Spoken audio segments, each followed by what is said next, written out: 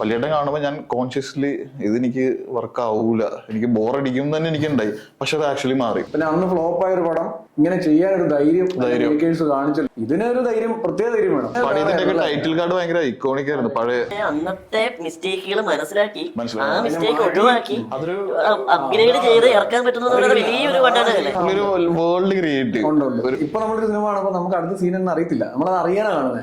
ഇതങ്ങനെയല്ല, നമുക്ക് അറിയാം. അപ്പൊ ഈ സീൻ കഴിഞ്ഞിട്ട് അടുത്ത സീൻ വരുമ്പോ കൈഡിക്കാൻ നമ്മൾ റെഡി ആയിട്ട് നിൽക്കുക. യോധ എനിക്ക് ഭയങ്കര യോധ വന്ന പൊളിയായിരിക്കും.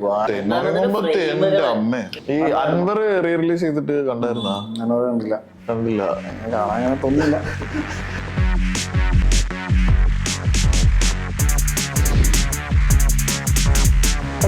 വലിയേട്ടൻ റിലീസ് ചെയ്തല്ലോ, നിങ്ങൾ കണ്ടായിരുന്നു?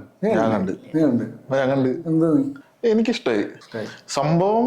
നമ്മള് മറ്റേ കൈരളി ടിവിയില് ഫുൾ ടൈം ഉണ്ടാവുന്ന, അതെ, നമുക്ക് അത് ഏറെക്കുറെ ബൈഹാർട്ട് ആവുന്ന രീതിയിലുള്ള പടമാണെങ്കിലും ആക്ച്വലി ഞാൻ ആ പടം ഇറങ്ങിയ സമയത്ത് തിയേറ്ററിൽ പോയി കണ്ടതാണ്. അപ്പൊ എനിക്കത് വലിയ വർക്കാവാത്തൊരു പടമാണ് ആക്ച്വലി. പക്ഷെ എനിക്കത് ആക്ച്വലി സ്പീക്കിംഗ് ഭയങ്കര സർപ്രൈസിങ് ആയിരുന്നു. എനിക്ക് ആ പടം തിയേറ്ററിൽ റീമാസ്റ്റർ ചെയ്ത് കണ്ടപ്പോൾ എനിക്കതിന്റെ ക്വാളിറ്റി ഫീൽ ചെയ്ത് എനിക്കത് വർക്കായി. ഒന്നെന്ന് വെച്ചാല് അങ്ങനത്തെ ഒരു രഞ്ജിത്തിന്റെ ആ ഒരു എഴുത്തും ആ ഒരു മാസം ഉണ്ടായിരുന്നല്ലോ, ആ ഒരു നമുക്കൊരു വിഷയവിരിയാൻ കാലഘട്ടം ഉണ്ടായിരുന്നല്ലോ അത്. പക്ഷെ അത് ഇപ്പൊ എനിക്ക് കണ്ടപ്പോ അതെനിക്ക് വല്ലാണ്ട് മിസ് ചെയ്തെന്ന് എനിക്ക് മനസ്സിലായി. എനിക്ക് തന്നെ ഞാനത് പടം ലൈക്ക് വലിയേട്ടൻ കാണുമ്പോൾ ഞാൻ കോൺഷ്യസ്ലി ഇതെനിക്ക് വർക്ക് ആവൂല, എനിക്ക് ബോറടിക്കും തന്നെ എനിക്കുണ്ടായി. പക്ഷെ അത് ആക്ച്വലി മാറി. എനിക്ക് ഒന്നാമത് ആ ഫിലിം അവര് റീമാസ്റ്റർ ചെയ്തിട്ട് നല്ല ക്വാളിറ്റി ഉണ്ട്, നല്ല ക്രിസ്റ്റൽ ക്വാളിറ്റിയിലാണ് അവർ ചെയ്തത്. അതിന്റെ നല്ല ഇതുണ്ടായിരുന്നു. പിന്നെ എനിക്ക് അത്തരം ഞാൻ ഈ പറഞ്ഞ പോലെ ഈ മാസ് ആ സാധനമൊക്കെ എനിക്ക് മിസ് ചെയ്യുന്നായിരുന്നു. ആ ലെങ്തി ഡയലോഗ്സ്, ആ ഒരു ഡ്രമാറ്റിക് ആയിട്ടുള്ള പരിപാടി. പിന്നെ മെയിൻലി എന്നെ എൻഗേജ് ചെയ്തെന്ന് പറഞ്ഞാല് നമ്മളുടെ പഴയ കുറെ നടന്മാര്, കലാഭവൻ, എൻ എഫ് വർഗീസ്, സുമാരി ചേച്ചി, ഇന്നസെന്റ്, അവരുടെയൊക്കെ ആ ഒരു പെർഫോമൻസ് ആ ഒരു ലാർജ് സ്കെയിലില് അത് കണ്ടപ്പോ എനിക്കത് ഭയങ്കരമായിട്ട് എനിക്ക് ആ മണിയുടെ ഒക്കെ ഒരു സീൻ ഉണ്ടല്ലോ, അറസ്റ്റ് ചെയ്യാൻ പോണുള്ള സീനൊക്കെ, അത് തന്നെ. അപ്പൊ അതൊക്കെ എനിക്ക് ഭയങ്കരമായിട്ട് എൻജോയ് ചെയ്ത് ഞാൻ. എനിക്കത് ഭയങ്കര സർപ്രൈസിങ് ആയിരുന്നു. എനിക്ക് അപ്പൊ റീമാസ്റ്റർ പരിപാടി നല്ലൊരു ഇതായിട്ട് എനിക്ക് തോന്നിയത്. ഞാൻ ആക്ച്വലി ദേവദൂതൻ ഉണ്ടായിരുന്നു. ദേവദൂതൻ ഞാൻ തിയേറ്ററിൽ കണ്ടായിരുന്നു. ഞാൻ കണ്ടില്ല. ദേവദൂതൻ എനിക്ക് നല്ല എക്സ്പീരിയൻസ് ആയിരുന്നു. കാരണം എനിക്കത് സിനിമയുടെ ഇതിനേക്കാൾ ഉപരി ഞാനത് തിയേറ്ററിൽ അന്ന് കണ്ടോ, ഇറങ്ങിയപ്പോൾ കണ്ട 2000 കണ്ട. അന്ന് കണ്ടപ്പോൾ നമുക്കൊരു ഒരു ചെറിയ നെഗറ്റീവ് സാധനം വന്ന, അതായത് ഒന്ന് ആളില്ല, വലിയ കാണാൻ ഒത്തിരി ആളൊന്നും ഇല്ലായിരുന്നു. പിന്നെ മൊത്തത്തിൽ ഒരു മോശം ഇതായിരുന്നു, കൂവിച്ചേയും അങ്ങനെയൊക്കെ ഉണ്ടായിരുന്നു. അപ്പൊ നമുക്കത് ശരി, ഇങ്ങനെ മോശം ഇത് വരേണ്ടതല്ല. അന്നേ പാട്ടൊക്കെ ഇഷ്ടമാണ്. നമുക്കതൊരു ഇച്ചിരി ഇതായിട്ട് തോന്നി, വിഷമമായല്ലോ. പിന്നെ കോളേജിൽ പഠിക്കുമ്പോഴും പിന്നെ സിനിമാ സുഹൃത്തുക്കളൊക്കെ വരുമ്പം ഈ കാര്യം ഞാൻ പറയാറുണ്ട്, പടം കുറച്ചുകൂടി ഡിസേർവ് ചെയ്യുന്നതായിരുന്നു എന്ന് പറയാം. അത് മാത്രമല്ലല്ലോ, ആ ഒരു പടം പറയണല്ല, മറ്റേ പിൻഗാമിയൊക്കെ പോലെ അങ്ങനെ കുറെ പടങ്ങൾ നമ്മൾ പറയുമല്ലോ. അപ്പൊ അത് റീ റിലീസ് ചെയ്യാൻ പോകുന്നു കേട്ടപ്പോൾ നമുക്കൊരു ക്യൂരിയോസിറ്റി വന്നു. നമ്മൾ അങ്ങനെയൊക്കെ പറഞ്ഞുകൊണ്ട് നടന്നൊരു പടം ഇപ്പൊ റിലീസ് ചെയ്യുന്നുണ്ടല്ലോ. പിന്നെ അന്ന് ഫ്ലോപ്പ് ആയ ഒരു പടം ഇങ്ങനെ ചെയ്യാനൊരു ധൈര്യം കാണിച്ചല്ലോ. ബാക്കി ഇപ്പൊ നമ്മൾ പറഞ്ഞപ്പോ വലിയടനാണെങ്കിലും മറ്റേ സ്പടികമണി താഴൊക്കെയാണെങ്കിലും ഹിറ്റായ പടങ്ങളാണ്. അപ്പൊ ധൈര്യമായിട്ട് റിലീസ് ചെയ്യാം, അതിന് ഫാൻസ് ഉണ്ട്. ഇതിനൊരു ധൈര്യം, പ്രത്യേക ധൈര്യം വേണം. ഫ്ലോപ്പ് ആയ ഒരു പടം 24 വർഷം കഴിഞ്ഞിട്ട്.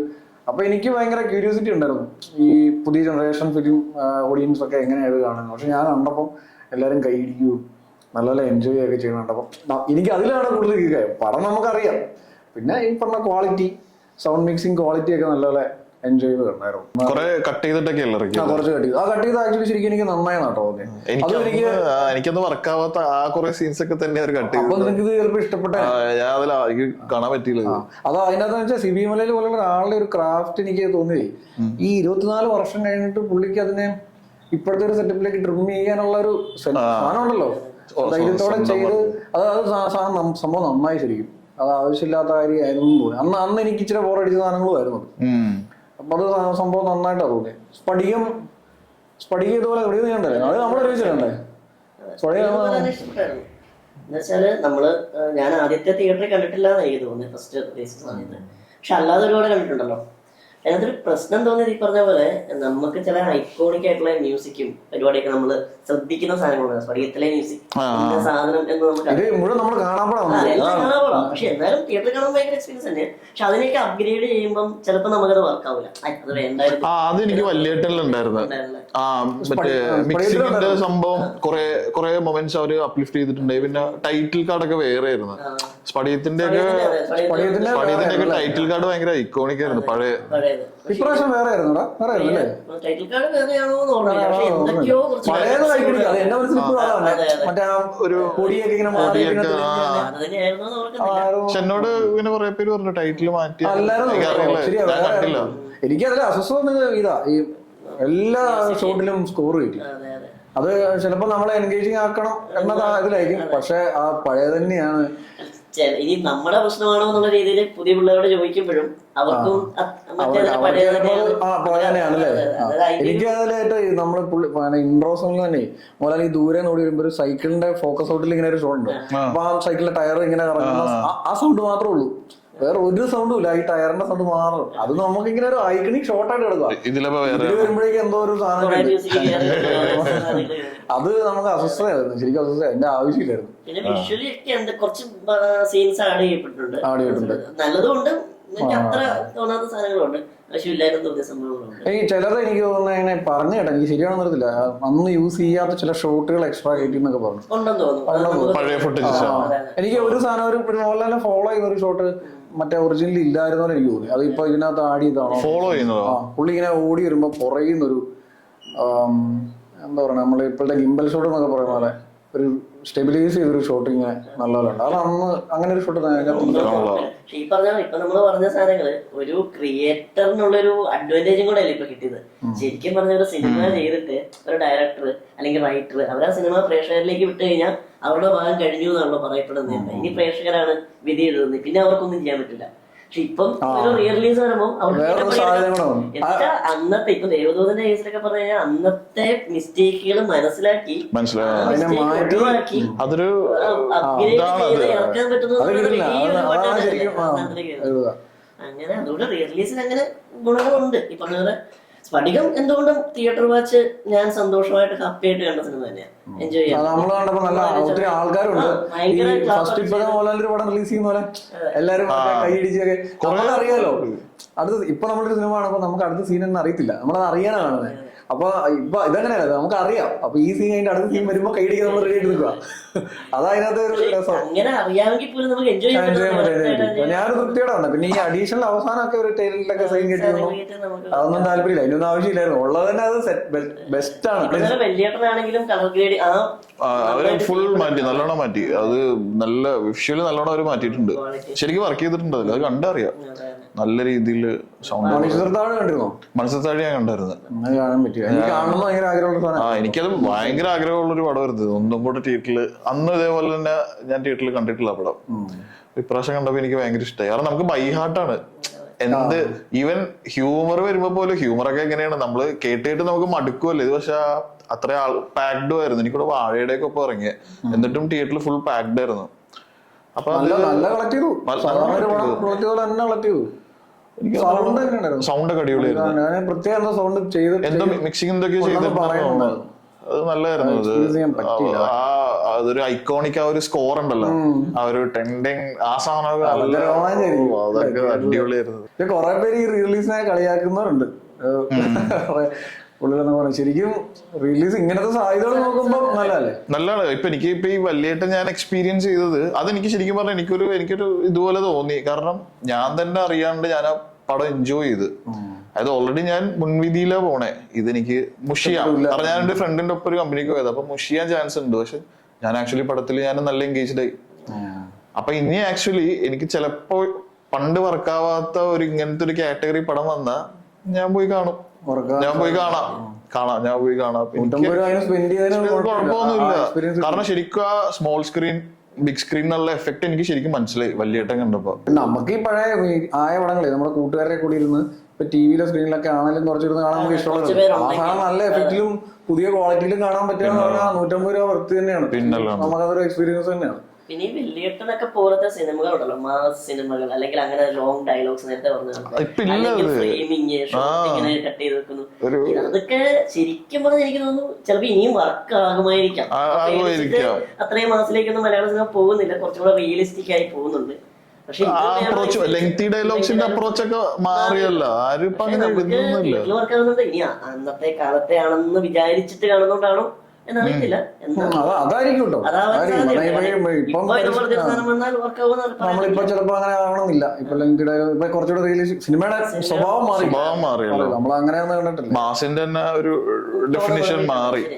പക്ഷെ ഇത് എക്സ്പീരിയൻസ് ചെയ്യുമ്പോൾ അടിപൊളിയായിട്ട് നമുക്ക് ഫീൽ ചെയ്യും. ഇതുപോലത്തെ കുറെ പഴയ പടങ്ങൾ വന്നാൽ കൊള്ളാം തോന്നിയിട്ടുള്ള തോന്നാറുണ്ട്. എനിക്ക് ഒത്തിരി പടങ്ങൾ, യോധയൊക്കെ, യോധ എനിക്ക് ഭയങ്കര ഫസ്റ്റ് ഡേ തന്നെ ചിലപ്പോ ഞാൻ പോയി കാണും. കാരണം അത് എന്നാന്ന് വെച്ചാൽ എല്ലാം അതിനകത്തുള്ള പടാ, എല്ലാം കോമഡി സിനിമാറ്റോഗ്രഫിയും പിന്നെ റഹ്മാന്റെ സൗണ്ട് ട്രാക്ക് എല്ലാം കൂടെ മിക്സ് ആയിട്ടുള്ള ഒരു റിലീസിന് ഏറ്റവും ബെസ്റ്റ് സാധനം അതാ. ഇല്ലെന്നോ ഒത്തിരി പടങ്ങൾ ഇല്ലെന്ന് പറഞ്ഞു.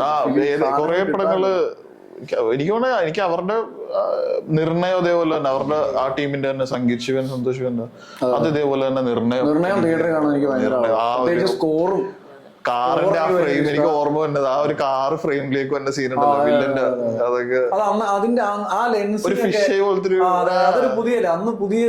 ഞാൻ അതിട്ട് അതിലേക്ക് കണ്ടേ ഫിഷ് ഒരു സാധനം, അതിന് കറക്റ്റ് മാച്ചിങ് ആയിട്ടുള്ള സ്കോറും നമുക്കൊരു ഫ്രഷ്നെസ് വരുന്ന എനിക്ക് തോന്നുന്നു ആ കാലത്തെ അങ്ങനത്തെ അത്രയും ക്വാളിറ്റി സിനിമാറ്റോഗ്രാഫിയും സ്കോറും ഒക്കെ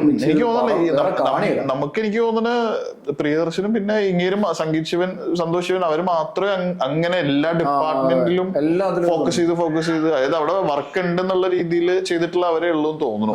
പ്രത്യേകിച്ച് സിനിമാറ്റോഗ്രാഫിയും ബാക്ക്ഗ്രൗണ്ട് സ്കോറും ആയിട്ടുള്ള ഒരു ഇതില്ലേ, ഒരു ആ സാധനം ഇവരുടെ ഭയങ്കര, നമുക്ക് അവിടെയാണല്ലോ ടെക്നിക്കൽ സൈഡ് നമുക്ക് കൂടുതൽ ഇഷ്ടപ്പെടാൻ അട്രാക്റ്റീവ് ആവുന്നതാ.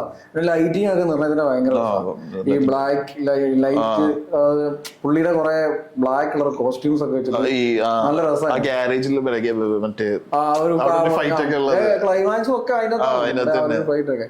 പിന്നെ കുറെ നല്ല ഈ പറഞ്ഞ ഫിഷൈ പോലെ കുറെ ഫ്രെയിം ഉണ്ട്, ഈ ഇടിക്കുമ്പോഴെ കൈയൊക്കെ ഇങ്ങനെ വന്ന്, അത് അന്ന് നമുക്ക് ഭയങ്കര പുതുമ. അങ്ങനത്തെ ഫ്രെയിം വേറെ ആരും വെച്ച് കണ്ടിട്ടില്ല, ആരുമില്ല അങ്ങനത്തെ ചെയ്യുന്നത്. വളരെ ഈ യോധ പോലെ ഭയങ്കര ഹിറ്റ് ആയിട്ടില്ല പടം.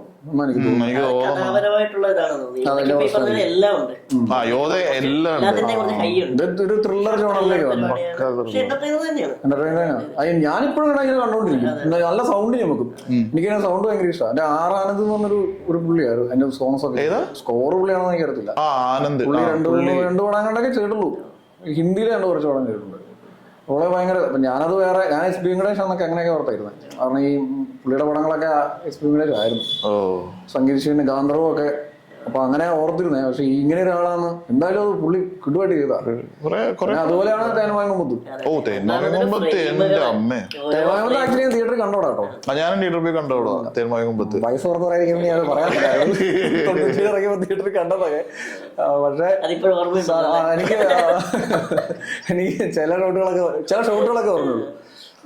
നമ്മൾ ഈ ക്വാളിറ്റി ശ്രദ്ധിക്കുകയാണെങ്കിൽ ശേഷം നമുക്ക് ആദ്യം പിന്നെ കോമഡി പടമാണല്ലോ, പിന്നീടാണ് നമ്മള് അന്നും കുറെ ഫ്രെയിമുകളും. അത് ഈ പ്രിയദർശന്റെ എല്ലാ പടങ്ങളും മിക്കവാറും അങ്ങനെയാണ്. നമ്മൾ അന്നൊരു തമാശ പടങ്ങൾ എന്നൊക്കെ പറഞ്ഞ കണ്ടുപോണ്. നമ്മൾ ഈ ശ്രദ്ധിക്കുകയാണെങ്കിൽ ശേഷം ഇത് പുള്ളി നല്ല എഫേർട്ട് ഇട്ട് പുള്ളി. എനിക്ക് എന്റെ അൻസൽ എന്ന് പറഞ്ഞ ഫ്രണ്ടാണ്. പുള്ളി സിനിമാറ്റോഗ്രാഫി ഇവിടെ പഠിച്ച ചെന്നൈയില്. അവൻ നമ്മുടെ വില്ലെന്ന് പറഞ്ഞ സിനിമയില്ലേ, ഡയറക്ടറുകളല്ലേ, അവൻ എന്റെ അസോസിയേറ്റ് അവനൊന്നും ചെയ്ത.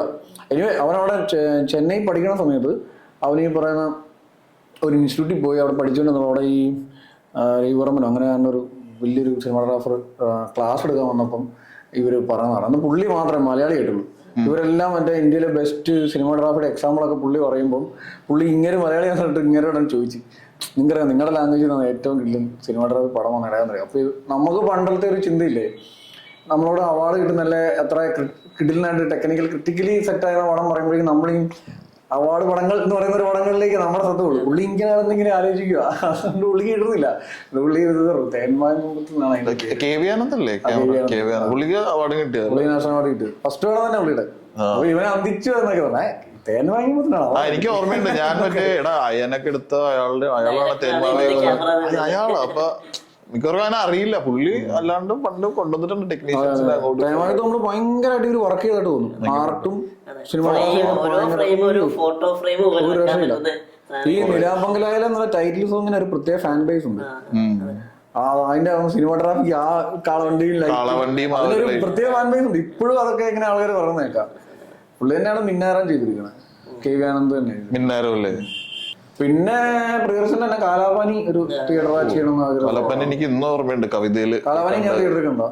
കവിത അങ്ങനെ എന്തോ ഒരു ഇതുണ്ട്. പിന്നെ നമ്മൾ ഈ വേറെ ലാംഗ്വേജിലേക്ക് മലയാളം സിനിമ ഓണാക്കാൻ എനിക്ക് തോന്നുന്നു അപ്പത്തൊട്ടൊക്കെയാന്ന് തോന്നുന്നു. ഇല്ല, കാലാപാനി 4-5 ലാംഗ്വേജിൽ എങ്ങോട്ടൊക്കെ ഇറങ്ങിയല്ലേ. ഐ മീൻ പിന്നീട് ഡബ് ചെയ്തല്ലാതെ ഇറങ്ങിയപ്പോ തന്നെ അങ്ങനെ എന്തോ ചെയ്താന്ന് എനിക്ക് തോന്നുന്നു. വേറെ എല്ലാ ലാംഗ്വേജിലും ഉണ്ട് പടം. ഞാൻ അതിന്റെ ഹിന്ദി സൗണ്ട് ട്രാക്ക് ഒക്കെ കേട്ടിട്ടുണ്ട്. ഹിന്ദി നമ്മളൊക്കെ ഉണ്ടെന്നാണ് തോന്നുന്നത്. അതാ എല്ലാ ലാംഗ്വേജിലും ആൾക്കാരൊക്കെ ഇട്ടല്ലേ അന്ന് ചെയ്തത്. പിന്നെ അത് ഒരു വൈഡ് ഇപ്പോഴാണെങ്കിൽ പാൻ ഇന്ത്യൻ ആ വാക്കിന് കിട്ടുന്നില്ല. അതായത് ഇപ്പോൾ നമ്മുടെ പാൻ ഇന്ത്യൻ ആദ്യത്തെ പാൻ ഇന്ത്യൻ പടം അങ്ങനെ ബാക്കി തന്നെ എടുത്തത്. സ്റ്റോറിക്ക് ആ ഒരു സ്കോപ്പ് ഉണ്ടല്ലോ. പിന്നെ എനിക്ക് അന്ന് ബഡ്ജറ്റ് കൂടുതൽ ഇറക്കില്ല, അപ്പൊ അത് പിടിക്കാൻ വേണ്ടി ആയിരിക്കണം അങ്ങനെ ചെയ്തത്. പിന്നെ വേറെ റിലീസ് ചെയ്യണം തോന്നിയ ഇപ്പൊ 4K അല്ലെങ്കിൽ വേറെ ഒത്തിരി പടങ്ങൾ പറയാനുണ്ട് അല്ലേ. എനിക്ക് വെട്ടമൊക്കെ കണ്ട തിയേറ്ററിൽ കണ്ട തിയേറ്ററിൽ തന്നെ കണ്ടോ? ഞാൻ ഇന്റർവ്യൂ കണ്ട അവന് ദിലീപിന്റെ ഒക്കെ നല്ല പീക്ക് ടൈം ആയിരുന്നല്ലോ. അത്ര വലിയ സംഭവമായിട്ടില്ല. അന്നത്ര ഇല്ല. അന്ന് തന്നെ പറയാം, ഇത് എന്റെ ഓർമ്മയില് വെട്ടവും കാഴ്ച, നാട്ടുരാജ ഈ 3 സിനിമ ഒരുമിച്ചിറങ്ങി ഒരു ഓണത്തിന്. അങ്ങനെ എന്താണെന്നാണ് ഇന്ന് കാഴ്ച ഏറ്റവും കൂടുതൽ ഓടിയ പടം. നാട്ടുരാജവും വെട്ടമൊക്കെ ആവറേജ് ആയിരുന്നു. കാഴ്ച മറ്റേ സർപ്രൈസ് ഹിറ്റ് ആയിരുന്നു, ആരും പ്രതീക്ഷിക്കാതെ. ഞാൻ കാഴ്ച വർഷമുണ്ടോ 10-15 പേര് കൂടില്ലായിരുന്നു. ആർക്കും അറിയത്തില്ല ബ്ലസ്സി എന്ന് പറഞ്ഞ ഡയറക്ടർ. പിന്നെ മറ്റേ ഇങ്ങനെ ഓഫ് ബീറ്റ് സാധനം കണ്ട ആരും പോയല്ലോ, ഫസ്റ്റ് ഷോയ്ക്ക് പോയല്ലോ, പയ്യല്ലേ ഉള്ളൂ. നാട്ടുരാജാവാണ് ഇതിനൊക്കെ ആയിരുന്നു ആൾ. പക്ഷെ പിന്നീട് നേരെ തിരിച്ചു വന്ന് കാഴ്ചയൊന്നും ഭയങ്കര സക്സസ് ആയി. ഇപ്പൊ ഇനിയിപ്പോ റിലീസ് ചെയ്യാൻ പറ്റിയെന്നൊക്കെ ഇങ്ങനെ പറയുന്ന കുറെ പടങ്ങളാണ്. അതാണ് ഇല്ലേ ഒരു നമുക്ക് പണ്ട് ഇല്ലെന്ന് പറയുന്നു. അത് ഞാൻ പണ്ട് ഓർത്തിട്ടുണ്ട്. നമ്മളെ ഈ പണ്ട് ചിന്തിക്കുമ്പോഴേ ഞാനൊക്കെ പഴയ ഇംഗ്ലീഷ് സിനിമയൊക്കെ നമ്മൾ കണ്ടത് പഴയ പടമായിട്ടല്ല, അത് ഇങ്ങനെ ബ്ലൂറേ നല്ല ക്വാളിറ്റിയിലാണ്. ഞാൻ സൈക്കോയെ കണ്ടത് നല്ല ഒരു ഗെയിംസും ഇല്ലാതെ കിഡിലും പ്രിന്റാ. കുറസാവയുടെ കുറെ പടങ്ങളെല്ലാം കണ്ടിരുന്നത് ഈ ക്രൈറ്റീരിയൻ ഇതൊക്കെ വരുന്നത് കളക്ഷൻ അതൊക്കെ വരുന്നത്. അതുപോലെ ഒരു സംഭവം അന്ന് 50-കളിലും 60-കളിലും പടങ്ങൾ അവരെ ചെയ്യുന്നുണ്ട്. നമുക്കിപ്പോഴീ 2000-ലുള്ളത് പോലും ഇപ്പൊ നേരത്തെ സൂരജ് പറഞ്ഞ പോലെ അവര് ഒരു പടം എടുക്കുന്നു, അവര് തന്നു കഴിഞ്ഞാൽ പിന്നെ അത് പ്രിസർവേഷൻ എന്ന് പറയുന്ന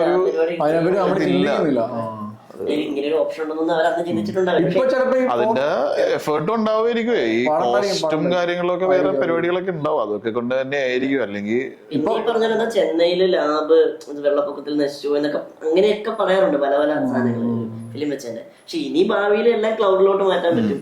ഇപ്പൊ ഈ 4K പരിപാടി തുടങ്ങിയ പിന്നെ ഇപ്പൊ എല്ലാരും ചിന്തിക്കുന്നതാണ്. കാരണം നാളെ 4K പോലെ 8K വേറെ എന്തെങ്കിലും നമുക്ക് പറയാറില്ല. ഇപ്പൊ തന്നെ ചിലപ്പോ 5 കൊല്ലത്തിൽ തന്നെ വരും എന്തെങ്കിലും ഒരു. അതുകൊണ്ട് സൂക്ഷിച്ചു വെച്ചേക്കാം എന്നൊക്കെ ഇപ്പൊ തോന്നുന്നുണ്ടെന്ന് തോന്നുന്നു. ഇപ്പൊ വേറെ ഭാഷയാണ് ഞാൻ പറയണത്. ഇപ്പൊ തുമ്പാട് റീ റിലീസ് ചെയ്തിട്ട് അവർക്ക് ഭയങ്കര പ്രോഫിറ്റ് ഉണ്ടാക്കിയതാ. കാരണം അന്നത് ഒരു മോഡറേറ്റ് പടമാ, അതൊരു ഒരു കൾട്ടാണ് ആക്ച്വലി. ഇപ്പൊ പക്ഷെ തുമ്പാട് ഇവിടെ എറണാകുളത്ത് തന്നെ അത് കുറെ ദിവസം ഓടി. ഞാൻ തിയേറ്ററിൽ പോയി കണ്ടായിരുന്നു. എനിക്കിത് ഭയങ്കര കാരണം ഞാൻ ഇത്തിരി മറന്നു പോയിട്ടൊക്കെ ഉണ്ടായിരുന്നു സീൻ മൊത്തം ഇതായിട്ടുള്ളത്. അപ്പൊ എനിക്ക് നല്ല ഒരു എക്സ്പീരിയൻസ് ആയിരുന്നു. ആ ഫുൾ ടൈം ഉള്ള ആ മഴയും പിന്നെ ആ ഒരു അറ്റ്മോസ്ഫിയർ, ഒരു സൗണ്ട് അടിപൊളിയായിരുന്നു. ഞാനിത് മറ്റേ OTT കാണുമ്പോ തന്നെ എനിക്ക് അന്ന് തോന്നി തിയേറ്ററിൽ നല്ല സൗണ്ട് ആയിരുന്നു. ഫുൾ ടൈം ഒരു മഴയൊക്കെ ഉണ്ടല്ലോ അതില്, അത് ഇങ്ങനെ നിൽക്കും നമുക്ക്. പിന്നെ ആ സ്ഥലത്തിന്റെ അതിന്റെ ഒരു ചെറിയ എക്കോയും ഒക്കെ ആയിട്ട് ഒരു സൗണ്ട് ഡിസൈന് ഭയങ്കര ഇമ്പോർട്ടൻസ് ഉള്ള ഒരു പടം ആയിരിക്കുമല്ലോ എന്ന് തോന്നിയായിരുന്നു നമ്മൾ കണ്ടോ. അത് തിയേറ്ററിൽ അത് കിട്ടുകയും ചെയ്യും അല്ലേ, നല്ലോണം കിട്ടിയത് നല്ല. അതുകൊണ്ട് ഇതൊക്കെയാണ് ശരിക്കും തിയേറ്റർ ഡിമാൻഡിങ് എന്ന് പറയുന്നത്. വിഷ്വലി അല്ലെങ്കിൽ സൗണ്ട് വൈസ് ഇങ്ങനെ ഒരു പരിപാടികളുണ്ട് തിയേറ്ററിൽ കാണാം, ഒന്നുകൂടെ കാണാം എന്ന് ആഗ്രഹിക്കുന്ന പരിപാടി. ശരിയാ. അപ്പൊ ഒരുപാട് ദിവസം ഓടിയില്ലേലും ഒരു സംഭവം ഉണ്ടെന്ന് പറഞ്ഞു കഴിഞ്ഞാൽ നമ്മളൊരു 150 രൂപ മുടക്കി ഒന്ന് കാണുന്നതിന് വലിയ മോശമൊന്നുമില്ല. വേറെ സാധനങ്ങളുണ്ട്. ഇപ്പൊ പുതിയ ചെറുപ്പക്കാര് അല്ലെങ്കിൽ അന്ന് തിയേറ്ററിൽ കാണാൻ പറ്റാത്ത പലർക്കും ഈ സിനിമകൾ കാണാൻ ഒരു അവസരം കൂടെയാണ്. അതെ അതെ അതെ അത് തിയേറ്ററിൽ എൻജോയ് തിയേറ്ററിൽ എൻജോയ് ചെയ്യാന്നുള്ളത് ഒരു ഡിഫറെന്റ് കാര്യമാണ്. Small screen big screen difference എങ്ങനെ വന്നാലും ഉണ്ട്. അതും പിന്നെ മേക്കേഴ്സിന് ഭയങ്കര സന്തോഷം. അതെ അതെ അതെ രഘുനാഥ് പലേരി അല്ലെങ്കിൽ സിബി മലയാളി അവരെത്ര ഹാപ്പി ആയിട്ടുണ്ടാവും. അവര് ഭയങ്കര ഹാപ്പി ആയിട്ടുണ്ടാവും. അത്രയും ക്വാളിറ്റിയിലും പ്രതീക്ഷയോടെ ആയിരിക്കും അന്ന് ആ സിനിമ ചെയ്തിട്ടുണ്ടാവുക. അപ്പൊ അത് ഇത്രയും വർഷങ്ങൾക്ക് ശേഷം ഇപ്പോഴാണെങ്കിലും അത് തിയേറ്ററിൽ അപ്രീഷിയേറ്റ് ചെയ്യപ്പെടുന്നു എന്ന് പറയുന്നത് നമുക്ക് വലിയ കാര്യമല്ലേ. ഭദ്രൻ മറ്റേ സ്പടിയും ചെയ്തിട്ട് പുള്ളി ഭയങ്കരമായിട്ട് ആ സമയത്ത് ഭയങ്കര പബ്ലിക്കലി ഇറങ്ങിയിട്ട് പുള്ളി ഭയങ്കര കോൺവെർസേഷൻ കാര്യങ്ങളിലും. ഭദ്രൻ എന്ന് പറഞ്ഞപ്പോഴാണ് ഈ അയ്യർ ദ ഗ്രേറ്റ് അങ്ങനെയൊക്കെ പുള്ളിയുടെ പടങ്ങൾക്കൊക്കെ ഒരു ഡിഫറെന്റ് സാധനമുണ്ട്. ഈ കുറച്ച് പുള്ളി ഒരു വേൾഡ് ക്രിയേറ്റ് ഒരു വേൾഡ്. അതുകൊണ്ട് എനിക്ക് ഒരു കൾട്ട് ഒരു കുറച്ച് വേറൊരു ഫാൻ ബേസ് ഉണ്ട് പുള്ളിയുടെ പടങ്ങൾക്ക്. പുള്ളിയുടെ പടങ്ങൾ പോകുന്ന കുറച്ച് ഒരു കാണാൻ സാധ്യതയുണ്ട്. പിന്നെ ഫിലിം ഉണ്ടോ ഒളിമ്പിന് എനിക്ക് ഭയങ്കര ഇഷ്ടമുള്ളതാണ്. എനിക്ക് ഇടയ്ക്ക് കുറച്ച് അതുകൊണ്ട് തന്നെ തിയേറ്റർ വർക്കാവുന്ന തോന്നുന്നു. അയ്യർ എനിക്ക് ഭയങ്കര ഇഷ്ടമാണ്. അന്നത്തെ കാലത്ത് ഒരു ഡിഫറൻസ് സാധനമാണത്. ഒരു ഭയങ്കര ഒരു പ്രത്യേക ടൈപ്പ് അതിന്റെ വിഷ്വലൊക്കെ ഒരു പ്രത്യേക ടൈപ്പ് കുറെ മെറ്റഫറിക്കൽ സാധനമൊക്കെ ഇട്ടിട്ട് നമ്മൾ ആ വേൾഡിലേക്ക് പോകും. കൊണ്ടുപോകും. ഈ പറഞ്ഞ ഓടാത്ത ഓടാണെങ്കിലും മുടിയോ നമ്മളതിനകത്ത് കണ്ട് ഓരോരുത്തർക്കും അവരുടെ ആ നാട്ടിലേക്ക് ചെന്ന് പുതിയ കുറച്ച് ആൾക്കാരെ കണ്ടിട്ട് പേര് ഓരോരുത്തർക്കും ഓരോ വേഷം അവരുടേതായ ഒരു സംസാര രീതി സക്സസ് ഫെയിലിയർ പോട്ടെ. പക്ഷെ പുള്ളി ഒരു സാധനം പുള്ളി നല്ല കഷ്ടപ്പെട്ട് സമയമെടുത്ത് ബുദ്ധിമുട്ടി ചെയ്യുന്ന പോലെ തോന്നും. പണ്ടത്തെ പടങ്ങൾ പ്രിസർവ് ചെയ്ത് ചെയ്യട്ടെ എന്ന് തന്നെയാണ് എനിക്ക്. കാരണം അല്ലാണ്ട് നമുക്ക് ഒത്തിരി പടങ്ങൾ അങ്ങനെ കാണാൻ ആഗ്രഹമുണ്ട്. അറ്റ്ലീസ്റ്റ് ഇനി എന്തെങ്കിലും സാധ്യത ഉണ്ട്. ചെറിയൊരു സീനൊക്കെ നഷ്ടപ്പെട്ടു പോയാലും ബാക്കിയുള്ളത് വെച്ചിട്ട് ആണെങ്കിലും ഇറങ്ങി വരുവാണെങ്കിൽ കാണരുത്. ഭാവിയിലേക്കും അടുത്ത തലമുറയ്ക്കും കാണാൻ പറ്റുമല്ലോ വീണ്ടും വീണ്ടും വരുന്ന. അതെ അതെ അതെ. പടി കണ്ടപ്പോ എനിക്ക് തോന്നുന്നു അങ്ങനെ ഇപ്പോഴത്തെ പിള്ളേർക്കൊക്കെ ഇങ്ങനെ ഈ ചെറുപ്പക്കാർക്ക് ഈ സിനിമ ഇറങ്ങിയ സമയത്ത് ഇല്ല ഉണ്ടാകാത്ത അല്ലെ പിള്ളേർക്കും ഒക്കെ ഈ പടി ഇതിന് ഫാൻസ് ഉണ്ട്. ആട് സമയം അവർക്ക് റിലീസിംഗ് ഡേയിൽ ഇങ്ങനെ കൈയൊക്കെ കടിച്ച് ഇങ്ങനെ കാണാനുള്ള ഒരു അവസരം അവർക്ക് കിട്ടിയില്ല. കിട്ടിയിരുന്നെങ്കിൽ അവർക്ക് കിട്ടി. ഇപ്പൊ അതുപോലെ എല്ലാത്തിനും വരുവാണെങ്കിൽ ഈ അൻവർ റീ റിലീസ് ചെയ്തിട്ട് കണ്ടായിരുന്നോ? കണ്ടില്ല. കാണാൻ അങ്ങനെ തോന്നില്ല. അത് അങ്ങനെ ഉണ്ട് ആവശ്യമില്ലാത്ത ഇപ്പൊ മറ്റേ പാലേരി മാണിക്ക് അതേപോലെ. അപ്പൊ എനിക്ക് ചില പടങ്ങളിൽ അത് അൻവർക്ക് ഇപ്പൊ എനിക്ക് തോന്നുന്നു ഇപ്പോഴത്തെ എല്ലാ ജനറേഷനും അത് തിയേറ്ററിലൊക്കെ ആയിട്ടൊക്കെ ലൈക്ക് ആ പ്രസന്റ് ടെക്നോളജിയിൽ തന്നെ എന്തായാലും അമൽ നീരജ് ചെയ്തേക്കണം. പുള്ളി ആ പ്രസന്റ് ടെക്നോളജിയുടെ അറ്റ്മോസ്റ്റ് ഇതിലായിരിക്കും പുള്ളി ചെയ്തിട്ടുണ്ടാവുക. അപ്പൊ എനിക്ക് അങ്ങനെ ലൈക്ക് ആ ഡിസേർവ് ചെയ്യണ ആ ഒരു ഫ്ലോയിൽ ജസ്റ്റ് റീ റിലീസ് ചെയ്യാണ്ട് ആൾക്കാർക്ക് ഡിസേർവ് ചെയ്യണ പടങ്ങള് കൊടുക്കുന്നുള്ളൊരു ഇതെനിക്കുണ്ട്. അങ്ങനെ എനിക്ക് തോന്നിയിട്ടുണ്ട്. അങ്ങനെ ചെയ്യുന്നുള്ള രീതിയിൽ പ്രിസർവേഷൻ എന്നുള്ളൊരു കൾച്ചർ അങ്ങനത്തെ ഒരു കൾച്ചർ മലയാളം പാട്ടും നമ്മുടെ ആർട്ട് സിനിമയുടെ അതിനൊരു കാരണമാവുന്നുണ്ടെങ്കിൽ പോലും വലിയ കാര്യം. ഈ റീ റിലീസ് എന്ന് പറയുന്ന സംസ്കാരമേ പ്രിസർവേഷനെ ഒന്ന് സപ്പോർട്ട് ചെയ്യാൻ. അതിനിപ്പോ അത് ശരിക്കും സിനിമയിലെ സംഘടനകൾ പറയുന്നവരില്ലേ, സംഘടനകൾ ആ സംഘടനകൾ അതിനൊരു ഇനിഷ്യേറ്റീവ് എടുക്കണ്ട. ഡയറക്ടേഴ്സ് അസോസിയേഷനോ ഗവൺമെന്റും ശരിക്കും ഒരു ചില പടങ്ങൾ ഇപ്പൊ ഈ നമ്മുടെ പൂനെ ഇൻസ്റ്റിറ്റ്യൂട്ടിൽ നിന്നൊക്കെ ഡയറക്റ്റ് ചില പടങ്ങളിലൊക്കെ യൂട്യൂബിലേക്ക് ഡയറക്റ്റ് മറ്റേ റീമാസ്റ്റർ ചെയ്തിട്ടൊക്കെ ഇറക്കുമല്ലോ. നമ്മുടെ ഈ കുമ്മാട്ടി പിന്നെ അടൂര് മറ്റേ അടൂരിന്റെ ഒക്കെ മതിലുകള് അങ്ങനെ വിധേയനൊക്കെ അതൊക്കെ നല്ല ഞാൻ കുമ്മാട്ടിയൊക്കെ ഇപ്പോഴാണ് കുമ്മാട്ടി അതൊക്കെ ഞാൻ അതിന്റെ നല്ല കളറും അതെ അതിന്റെ സ്ക്രീൻഷോട്ടൊക്കെ എടുത്ത് നോക്കിയിട്ട് എന്ത് ഭംഗി അത് കാണാൻ. അപ്പൊ അങ്ങനെയും കുറെ പടങ്ങൾ യൂട്യൂബിൽ എന്തെങ്കിലും സാധ്യത ഉണ്ടെങ്കിൽ ഇത് ചെയ്യാൻ ആൾക്കാരൊക്കെ കാണും. നമ്മളൊന്നും പ്രിസർവ് ചെയ്ത് വെക്കുകയാണെങ്കിൽ കുറെ തലമുറ കഴിഞ്ഞാലും കണ്ടു വരുന്നു. നമ്മുടെ ജനറേഷൻ ഇറങ്ങിയ പടമൊന്നും അല്ല. ചില പടങ്ങള് യൂട്യൂബിലേക്ക് ഡയറക്റ്റ് അല്ലാണ്ട് ഇത് ചെയ്ത് വരുന്നുണ്ടെന്നോ എന്തോ അപ്സ്കെയിൽഡ് അല്ല ജസ്റ്റ് എനിക്കൊണ്ട് എന്തോ പാട്ടുകൾ ഞാൻ കുറെ കണ്ടു. കളറിങ് കുറെയൊക്കെ മാറ്റിയിട്ടൊക്കെ കുറെ പടങ്ങള് മാറ്റ്നീനോ അങ്ങനത്തെ കുറെ സീനുകൾ മാത്രമായിട്ട്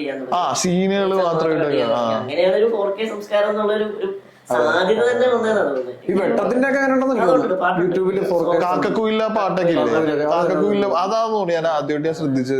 ചിലപ്പോ സിനിമ മുഴുവൻ ഈ ഫിലിം ഇല്ലാത്തോ പല പാട്ടുകൾ മാത്രം ചെയ്യാൻ പറയണ പോലെ എളുപ്പമുള്ള പരിപാടി പൈസ ചെലവുണ്ടാവും.